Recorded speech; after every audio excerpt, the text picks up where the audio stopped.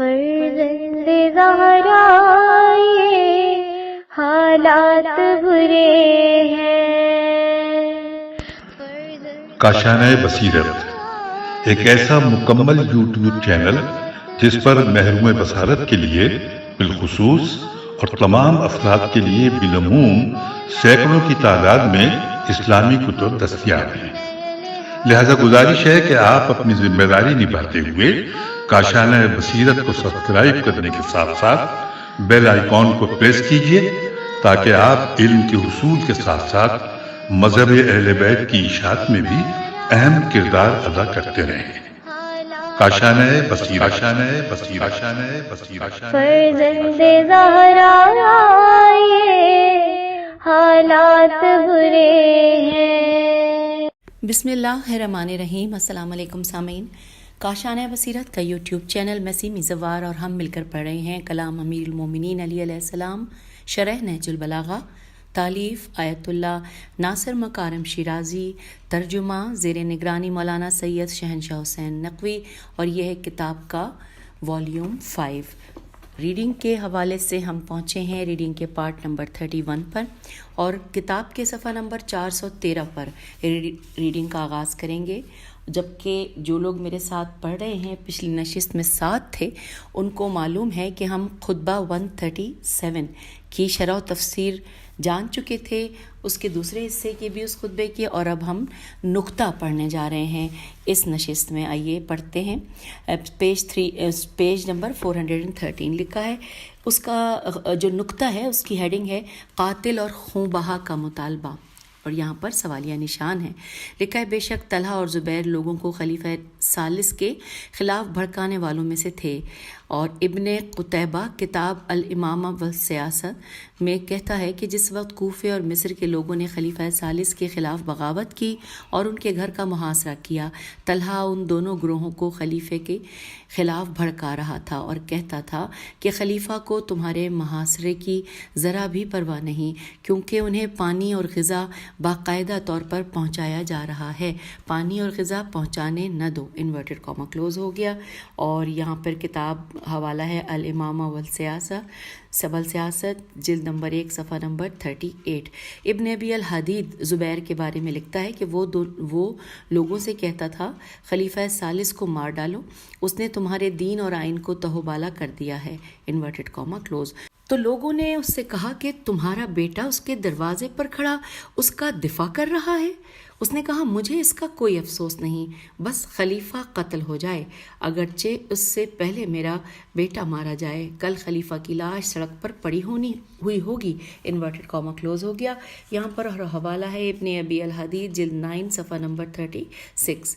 پھر لکھا ہے کہ ان دونوں افراد کا خیال تھا کہ اگر خلیفہ کا قصہ پاک ہو جائے تو اس بات کا امکان ہے کہ خلافت انہی کو مل جائے، لیکن خلیفہ کے قتل ہو جانے اور لوگوں کے حضرت علی علیہ السلام کے پرزور بیعت کے بعد بازی الٹ گئی اور حالات دگرگوں ہو گئے، اور معروف مصری مصنف عقاد عین قاف الف دال کے بقول لوگ ان دو کی بیعت کرنے کے لیے تیار نہیں تھے، کیونکہ ان دونوں کے طور طریقے خلیفہ ثالث سے کچھ مختلف نہیں تھے.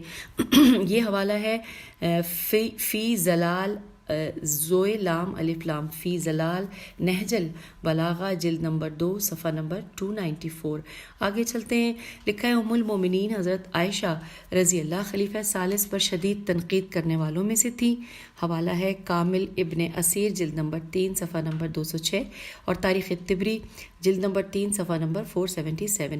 لیکن عوام کی امیر المومنین علیہ السلام کی بیعت کے بعد تینوں افراد نے زبردست قلعہ بازی کھائی اور خلیفہ ثالث کے حمایتی بن گئے اور ان کے انتقام کے لیے کھڑے ہو گئے.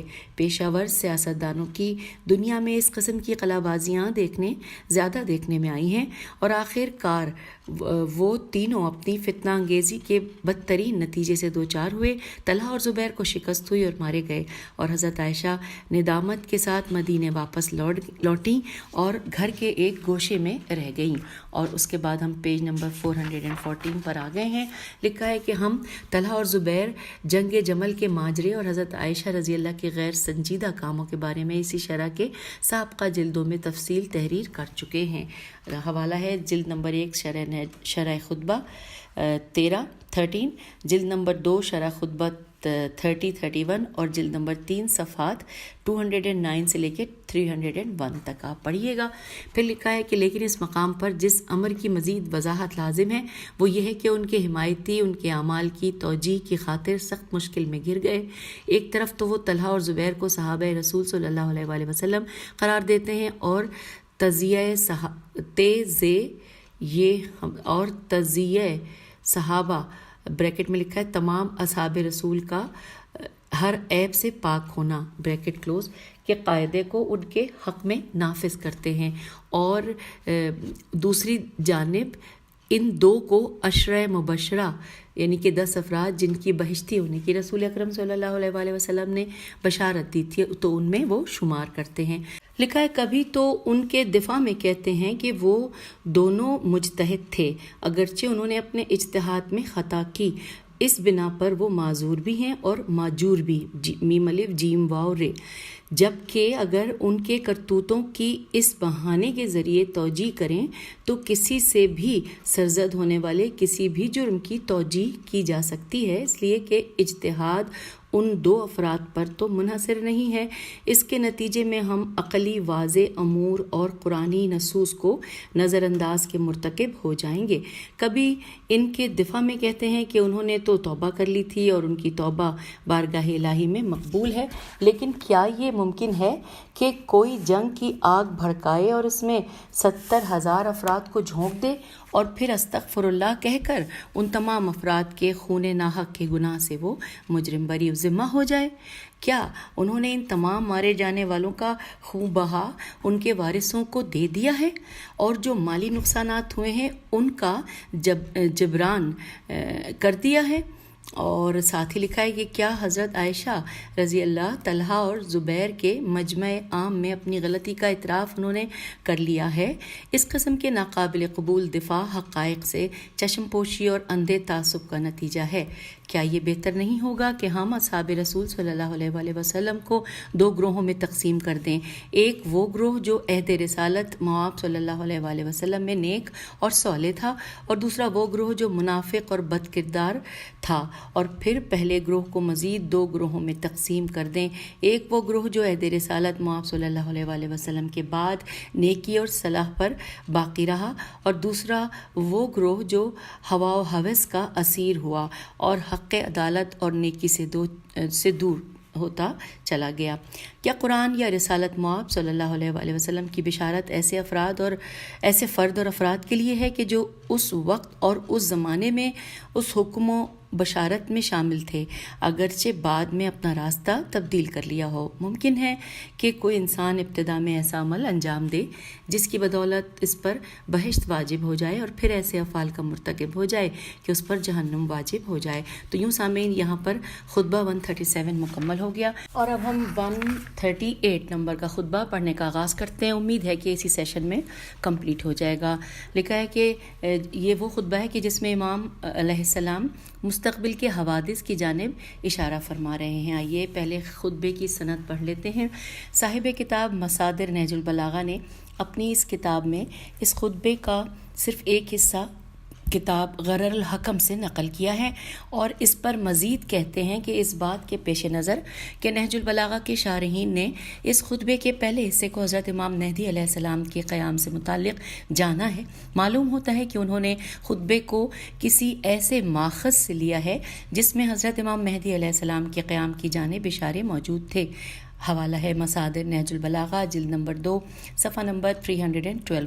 لیکن یہ نتیجہ قابل قبول معلوم نہیں ہوتا، اس لیے کہ اس بات کا امکان ہے کہ انہوں نے خود اس خطبے میں موجود قرائن سے یہ نتیجہ اخذ کیا ہو۔ تو یہ تھی خطبے کی سند، اور اب آئیے خطبہ ایک نگاہ میں دیکھتے ہیں۔ لکھا ہے کہ یہ خطبہ دراصل 3 باہم مربوط حصوں پر مشتمل ہے۔ پہلے حصے میں ایک ایسے مرد خدا کی جانب اشارہ کرتے ہیں کہ جو اپنے تمام امور قرآنی ہدایات کی بنیاد پر انجام دیتا ہے اور اسی کے زیر سایہ آگے بڑھتا ہے۔ نہج البلاغہ کے بیشتر شارحین نے اس خطبے میں بیان کی گئی صفات کو ملاحظہ کرتے ہوئے حضرت امام مہدی علیہ السلام عجل اللہ فرج ہی کو مرد خدا قرار دیا ہے۔ دوسرے حصے میں امام علیہ السلام اس مرد خدا کے عادلانہ نظام حکومت کے نفاذ کے لیے کیے جانے والے قیام کے وقت رونما ہونے والے خونی حوادث کی جانب اشارہ کرتے ہیں، اور یہ کہ ان سب کے بعد روئے زمین پر سکون، عدالت اور آزادی کا راج ہوگا۔ تیسرے حصے میں ان دوسرے خونی حوادثات کی جانب اشارہ فرماتے ہیں کہ جو ملک شام سے سر اٹھائیں گے اور لوگ بری طرح ان سے متاثر ہوں گے۔ ممکن ہے یہ حصہ بنی مروان کے بعض افراد کی حکومت کی جانب یا پھر قیام حضرت حجت علیہ السلام سے پہلے سفیانی کے رونما ہونے کی جانب اشارہ ہو۔ آئیے پہلا حصہ دیکھتے ہیں۔ پہلا حصہ صرف 2 لائنوں پر ہے۔ آغاز اس کا اور انجام اس کی آغاز کن الفاظ سے ہے اور ختم کہاں ہو رہا ہے، آپ کی سماعتوں کی نظر۔ لکھا ہے یعطف الہوا اور ختم ہو رہا ہے الر رائے۔ ترجمہ کہ وہ خواہشوں کو ہدایت کی طرف موڑے گا جبکہ لوگوں نے ہدایت کو خواہشوں کی طرف موڑ دیا ہوگا، اور ان کی رائوں رائوں کو قرآن کی طرف پھیرے گا جبکہ انہوں نے قرآن کو قیاس و رائے کی طرف موڑ دیا ہوگا۔ Inverted comma close. شرح و تفسیر ہے۔ ہیڈنگ لکھی ہے حضرت امام مہدی علیہ السلام کی خصوصیت۔ جیسا کہ پہلے اشارہ کیا گیا ہے کہ یہ خطبہ آئندہ پیش آنے والے حوادث کی پیشن گوئی کرتا ہے اور 3 اہم حوادث کی جانب اشارہ کرتا ہے۔ سب سے پہلے والا حادثہ نہج البلاغہ کے بیشتر شارحین کی رائے کے مطابق حضرت امام مہدی علیہ السلام عجل اللہ فرج کی جانب اشارہ ہے، اس لیے کہ یہاں امیر المومنین علیہ السلام فرماتے ہیں کہ وہ خواہشوں کو ہدایت کی طرف موڑ دے گا جبکہ لوگوں نے ہدایت کو خواہشوں کی طرف موڑ دیا ہوگا، اور ان کی رائوں کو قرآن کی طرف پھیرے گا جبکہ انہوں نے قرآن کو اپنی رائے کی طرف موڑ دیا ہوگا۔ اب لکھا ہے کہ کیا ان دونوں جملوں کا معنی و مفہوم ایک ہی ہے اور در حقیقت ان میں سے ایک دوسرے کی تائید ہے، یا یہ کہ پہلا جملہ عقلی ہدایت کی جانب اشارہ ہے اور دوسرے جملے میں مطمع نظر قرآنی ہدایت ہے؟ یہاں پر یہ سوالات ہیں 2۔ لکھا ہے دوسرے معنی صحیح معلوم ہوتے ہیں، یعنی کہ جس وقت لوگوں نے خواہشات نفسانی کی خاطر عقل کی بات اور عاقلانہ ہدایت کو بھلا دیا ہوگا، ایسے میں وہ خواہشات نفسانی کے پردوں کو چاک کر دے گا اور عاقلانہ ہدایت اور اس کے ہدایت اور احکامات کو نافذ کرے گا۔ جب توجیہ کرنے والے اپنی نامعقول خواہشات کے حصول کی خاطر قرآن کی تفسیر اپنی منشا کے مطابق کر رہے ہوں گے، وہ اپنے امور کو وحی کی کسوٹی پر پرکھے گا اور تفسیر بالرائے اور توجیہ پر قدغن لگائے گا۔ اگر صحیح طور پر دقت کریں تو ساری بدبختیوں کی جڑ یہی 2 چیزیں ہیں: خواہشات نفسانی کو عقل پر حاکم کر دینا اور تفسیر بالرائے کے ذریعے اپنی خواہشات کو قرآنی آیات پر منطبق میم نون توئے بے قاف منتخب کرنا۔ اگر یہ چیزیں ختم ہو جائیں تو عادلانہ حکومت کے نفاذ کے لیے راستہ ہموار ہو جائے گا، اور وہ تمام مسائل جو آغاز سے اب تک مسلمانوں کو دامنگیر ہیں ان 2 غلط کاموں کی بدولت ہیں، اور اصلاح کا راستہ بھی یہی ہے۔ اور اب آئیے پڑھتے ہیں نکتہ۔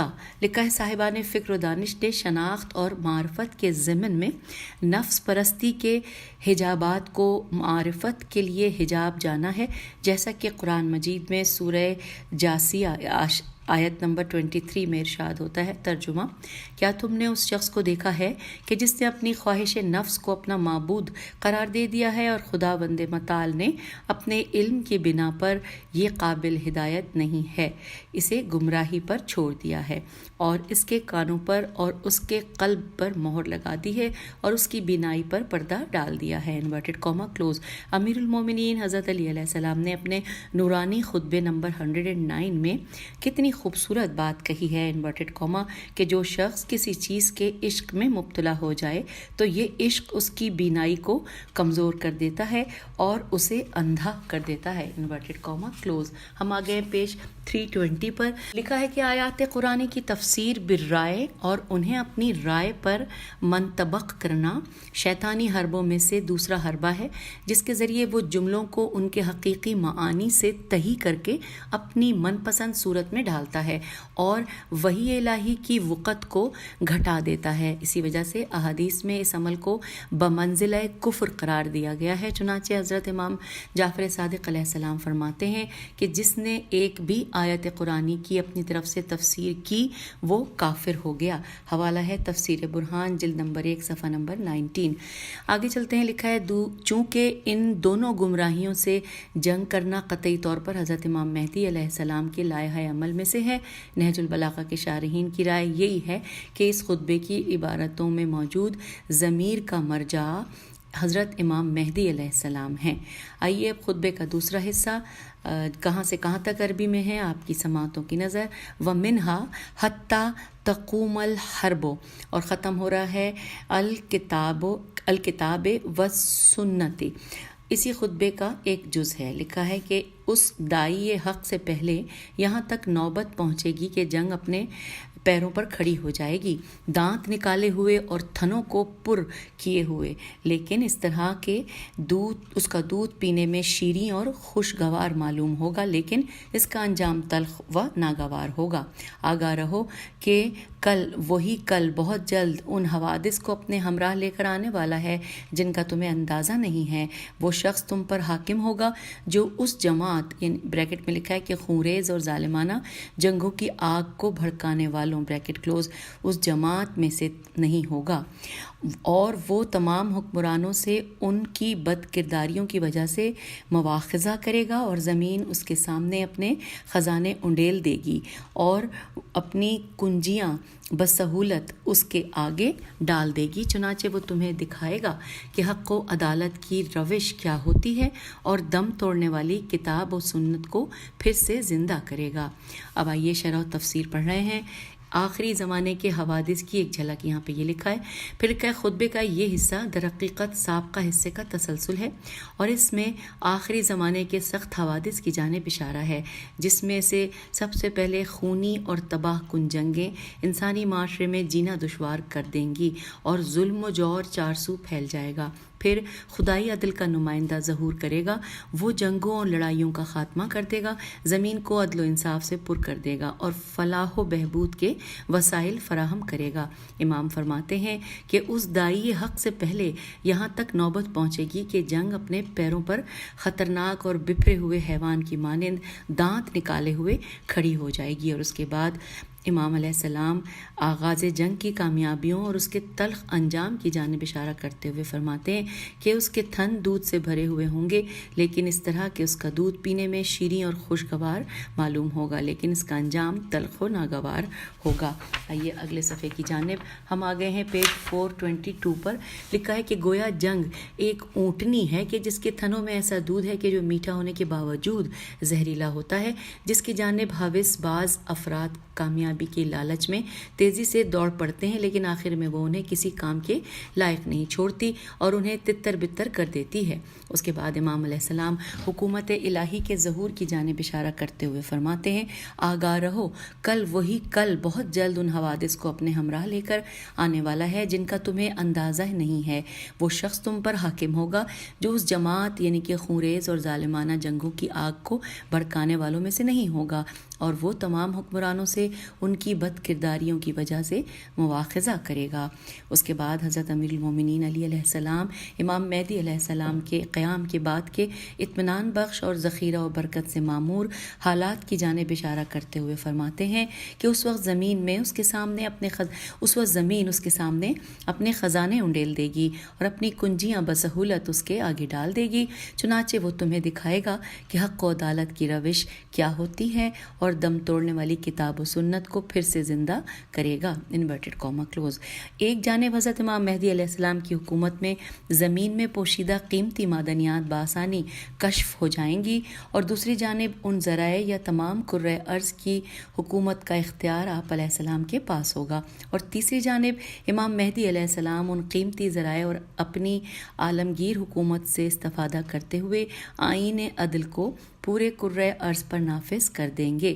چوتھی جانب آپ علیہ السلام قرآن و سنت کی بھولی ہوئی تعلیمات اور اقدار کو نئی حیات عطا کریں گے، اور یوں لوگ مادی اور معنوی لحاظ سے تکامل اور ترقی کی ڈگر پر آ جائیں گے اور آسودہ خاطر اس راہ پر آگے بڑھیں گے۔ آپ علیہ السلام کی حکومت کے زیر سایہ عقلیں کمال کو پہنچ جائیں گی، انسانی اقدار کو حیات نو ملے گی، انواع و اقسام کی خداداد نعمتیں انسانوں کی دسترس میں ہوں گی، اور ظلم و ستم کے اسباب کا قلقمہ ہو جائے گا۔ ان تعبیرات سے مشابہ مزید تعبیرات امام مہدی علیہ السلام کے قیام سے مربوط روایات میں واضح طور پر دکھائی دیتی ہیں۔ امام مہدی علیہ السلام سے متعلق امام محمد باقر علیہ السلام سے منقول ایک حدیث ہے جس میں امام فرماتے ہیں کہ زمین اپنے پوشیدہ خزانوں کو ان کے لیے ظاہر کر دے گی، اور ان کی حکومت شرق سے غرب تک پھیلی ہوئی ہوگی، اور خدا اپنے دین کو ان کے ذریعے تمام ادیان پر غلبہ دے گا، خواہ مشرکین کتنے ہی ناخوش ہوں، اور ان کے دور میں زمین پر کوئی ویرانہ باقی نہیں رہے گا مگر یہ کہ وہ آباد ہو جائے گا۔ اور یہاں پر حوالہ نوٹ کیجئے، شرح نہج البلاغہ خوئی، جلد نمبر 8 صفحہ نمبر 353۔ آگے چلتے ہیں، لکھا ہے کہ آباد ہو جائے۔ اور دوسری جگہ امام فرماتے ہیں کہ اللہ زمین کو ان کے وجود کی برکت سے عدل و انصاف سے اس طرح بھر دے گا جس طرح وہ ظلم و جور سے پر ہو چکی ہوگی۔ خداوند متعال اسے شرق و غرب کا فاتح بنا دے گا، اور زمینی اور زمانی فاصلے ان کے لیے لپیٹ دیے جائیں گے، اور وہ برق رفتاری سے ایک جگہ سے دوسری جگہ منتقل ہو سکیں گے۔ حوالہ ہے بہار الانوار، جلد نمبر 52 صفحہ نمبر 390۔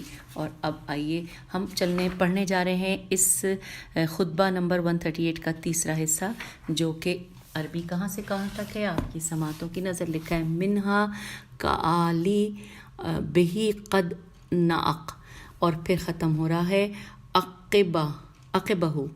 تو اس خطبے کا جز اب یہاں لکھا ہے ترجمہ کہ گویا یہ منظر میں اپنی آنکھوں سے دیکھ رہا ہوں کہ وہ دائی باطل شام میں کھڑا ہوا للکار رہا ہے، اور کوفے کے اطراف میں اپنے جھنڈے لہرا رہا ہے، اور کاٹ کھانے والی اونٹنی کی طرح اس پر حملہ کرنے کے لیے جھکا ہوا ہے، اور اس نے زمین پر سروں کا فرش بچھا دیا ہے، اس کا منہ کھل چکا ہے اور ہر چیز کو نگل لے گا، اور زمین میں اس کی پامالیاں بہت سخت ہو چکی ہیں، وہ دور دور تک بڑھ جانے والا اور بڑے شد و مت سے حملہ کرنے والا ہے۔ بخدا وہ تمہیں اطراف زمین میں تتر بتر کر دے گا، یہاں تک کہ تم میں سے کچھ تھوڑے ہی بچیں گے جیسے آنکھ میں سرما۔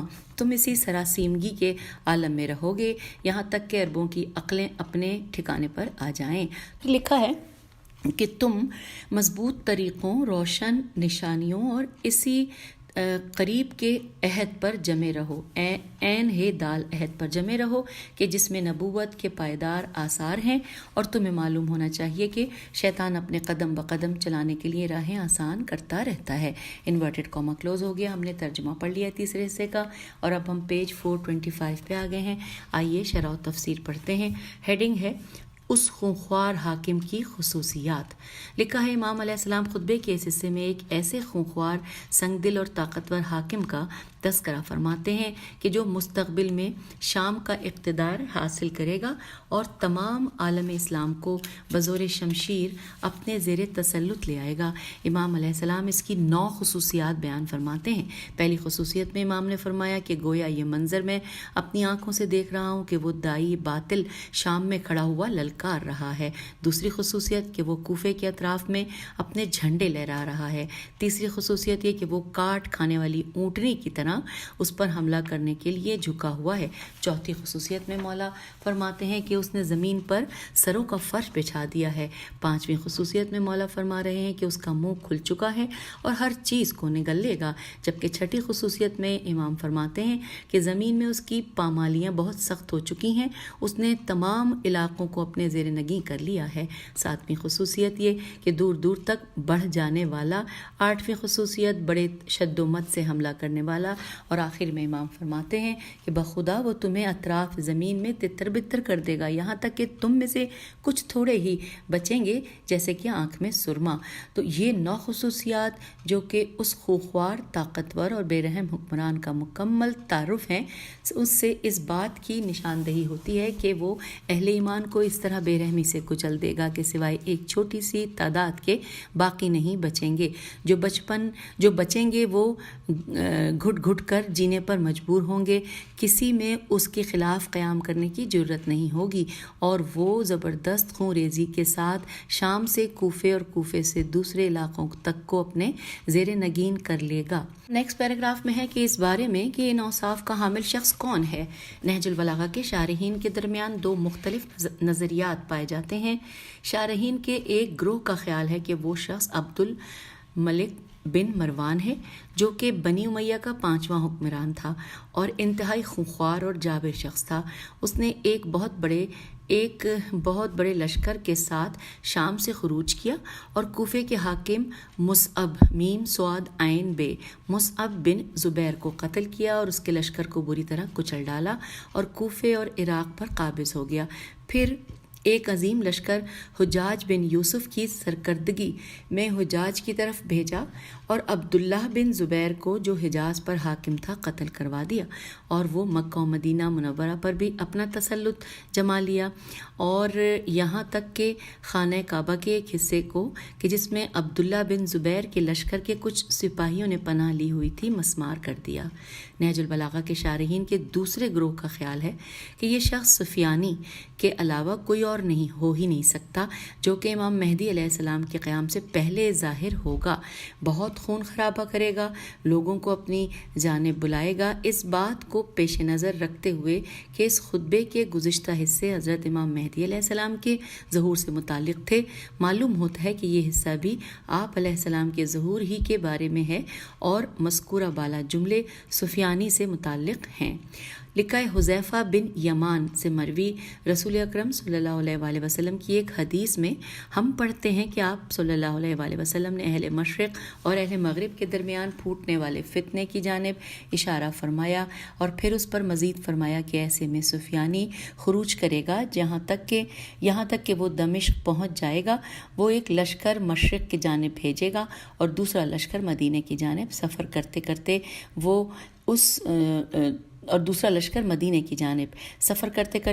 وہ اور اس کے ساتھی بابل اور بغداد تک پہنچ جائیں گے۔ وہ 20,000 سے زائد افراد کو قتل اور 100,000 سے زائد عورتوں کی عصمت دری کریں گے۔ اس کے بعد وہ کوفے کا رخ کریں گے، جہاں اطراف کے علاقوں کو تہس نہس کر دیں گے، پھر سرزمین شام کو لوٹ جائیں گے۔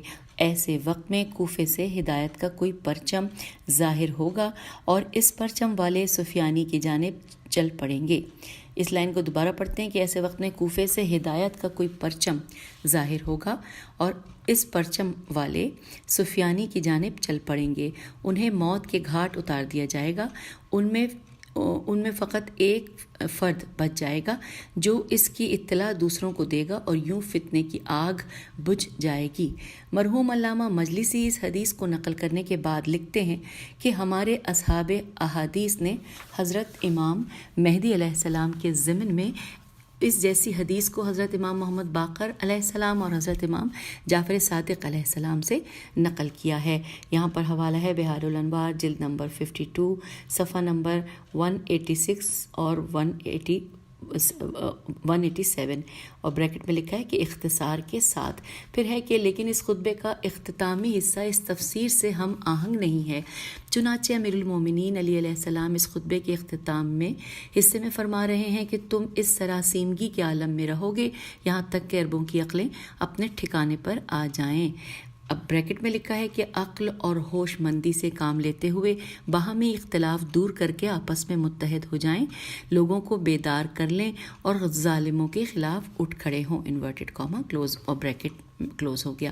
لکھا ہے اس کے بعد امام علیہ السلام لوگوں کو 4 دستور العمل بتاتے ہیں جن پر وہ عمل پیرا ہو کر ظالم حکمرانوں کی پر کامیابی پا سکتے ہیں اور اپنے معاشرے میں امن و سلامتی کو بحال کر پائیں گے. چنانچہ آپ علیہ السلام فرماتے ہیں کہ تم مضبوط طریقوں، روشن نشانیوں اور اسی قریب کے عہد پر جمے رہو کہ جس میں نبوت کے پائیدار آثار ہیں، اور تمہیں معلوم ہونا چاہیے کہ شیطان اپنے قدم بقدم چلانے کے لیے راہیں آسان کرتا رہتا ہے. Inverted comma close. اب یہاں پہ لکھا ہے السنن القائمۃ سے مراد دین اسلام کے ابدی مسلمات اور دستور عمل ہیں جنہیں ہر دور میں سیاسی، اجتماعی اور انفرادی امور کا محور ہونا چاہیے. پھر لکھا ہے کہ الآثار البینۃ سے مراد وہ اخبار اور روایات ہیں کہ جو معتبر ذرائع سے ہم تک پہنچی ہیں اور ان میں دستور العمل اور تعلیمات کا بڑا حصہ پوشیدہ ہے. اس کے بعد اگلا ورڈ عربی کا لکھا ہے اس میں کہ العہد القریب سے مراد رسول اکرم صلی اللہ علیہ وآلہ وسلم کی مولا علی علیہ السلام کی ولایت کی وصیت ہے، اور یہ کہ آپ حضور صلی اللہ علیہ وآلہ وسلم کی میراث کے حامل ہیں. پھر اس کے بعد اعلموا، الف عین لام میم واو، اعلموا سے مقصود یہ ہے کہ مذکورہ بالا امور کی انجام دہی میں شیطانی وسوسوں سے ہوشیار رہا جائے، کیوں شیطان اپنے راستوں کو سہل اور آسان بناتا ہے تاکہ لوگوں کو اللہ اور معصومین علیہ السلام کی راہ، جو کہ بہرحال مشکلات سے خالی نہیں ہے، اس پر چلنے سے روک سکے. جو افراد خطبے کے آخری حصے کو عبد الملک بن مروان کے دور سے متعلق جانتے ہیں انہیں 2 اشکالات کا سامنا ہے. پہلا اشکال یہ کہ اس بنا پر امام علیہ السلام کے مذکورہ بالا کلام کا مفہوم یہ ہوگا کہ بنی امیہ کی حکومت کا تختہ الٹانا اور بنو عباس کا برسر اقتدار آنا عربوں کی ہوشمندی اور صحیح راہ کی جانب پلٹنے کا ثبوت ہے، جبکہ ہم جانتے ہیں کہ بنو عباس نے بھی بنو امیہ جیسے جرائم کا ارتکاب کیا اور ان کی مفاد پرست حکومت بنو امیہ کی حکومت سے کچھ کم نہیں تھی. مگر یہ کہا جائے کہ بنو امیہ کی بساط کو الٹنا اور بنو عباس کا برسر اقتدار آنا جچا تلا اور عاقلانہ اقدام تھا، اگرچہ بعد میں بنو عباس اپنی ڈگر سے بھٹک گئے. دوسرا اشکال یہ کہ بنی عباس کا ظہور عبد الملک کی موت کے فوراً بعد نہیں ہوا، بلکہ کئی دہائیوں تک اس کی اولاد حکومت کرتی رہی اور اس کے بعد بنو امیہ کا زوال شروع ہوا. مگر یہ کہ اس اشکال کے جواب میں یہ کہا جائے کہ اولاد عبد الملک کی حکومت خود اسی کی حکومت کا تسلسل تھی. لیکن جو افراد خطبے کے آخری حصے کو حضرت امام مہدی علیہ السلام کے قیام سے پہلے سفیانی کے خروج کی جانب اشارہ سمجھتے ہیں، وہ مذکورہ جملوں کی تفسیر یوں کرتے ہیں کہ آخری زمانے میں بے حساب خونریزی اور سفیانی کے خروج کے ساتھ ہی پھیلنے والے فساد اور تباہی کے بعد غفلت کے پردے ہٹ جائیں گے، عقلیں بیدار ہو جائیں گی اور لوگ حضرت امام مہدی علیہ السلام کے اسلامی حکومت کو قبول کرنے کے لیے آمادہ ہو جائیں گے. اور ان حالات میں آمادگی کی مزید تیاریوں کے لیے لوگوں کو چاہیے کہ اسلامی اقدار کی حفاظت کریں اور ولایت کے وفادار رہیں. خطبہ 101 جس کی تعبیرات اس خطبے کی تعبیرات سے مشابہ ہیں، اس میں اس آخری جملے کو عبد الملک کی حکومت پر منطبق کرنے کے حوالے سے بحثیں بھی آئی ہیں. آئیے اب ہم پیج 429 پہ آپ سے اجازت چاہتے ہیں، اور خطبہ ہم نے اس نشست میں خطبہ 137 کا کچھ حصہ پڑھا اور 138 کو مکمل کر لیا. اب اجازت، اگلے نشست میں اگلے خطبے کی جانب بڑھیں گے. خدا حافظ، فی امان اللہ.